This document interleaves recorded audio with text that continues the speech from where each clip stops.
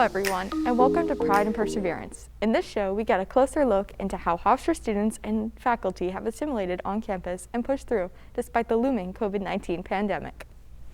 I'm your host, Megan, and today we're looking at the seniors and how they feel about their graduation not being normal this year.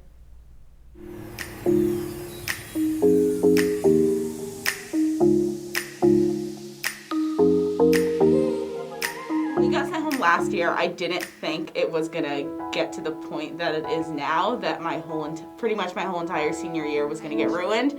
But this year, I kind of have come to the conclusion and come to mends that senior year isn't gonna be what I thought it was my freshman year and my sophomore year.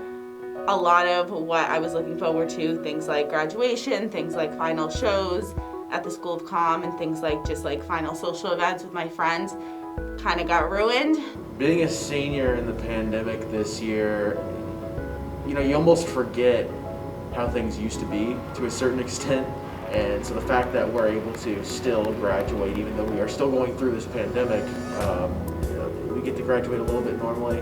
I'll take what I can get. I'm not going to be too upset about it. To me, graduation is very special because I think that's kind of just a recap and the cherry on top of a great 4 years here at Hofstra. I feel like a lot of the time graduation is more for families rather than the people that are actually graduating themselves, because you get like a really great support system and it's more of a thank you to them than anything. Normally I think, there's so many pictures on campus and just like going to the ceremony, all the classic, moments and all that stuff. That's not going to really be in effect this year, so I think every person is going to have their own individual sort of way they go about it, and I honestly think that's kind of cool because it adds a level of uniqueness to it. It's like nice to be able to celebrate with the people that you've been around for 4 years, and the people who have kind of grown with you, so definitely a different kind of celebration than most, but you kind of take what you can get when there's COVID, and it's kind of difficult to have graduation parties and things like that. I'm trying to celebrate as much as I can with friends and family and just spend the next month and a half doing what I love with the people I love as much as I can before we all leave and go our separate ways into the real world.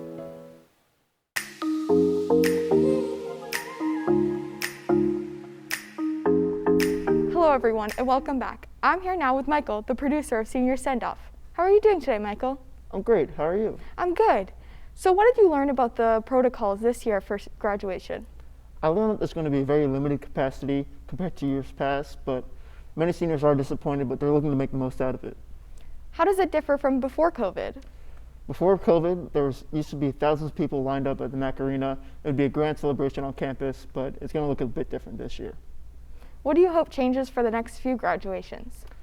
In the coming years, I hope that we're able to return to those grand celebrations.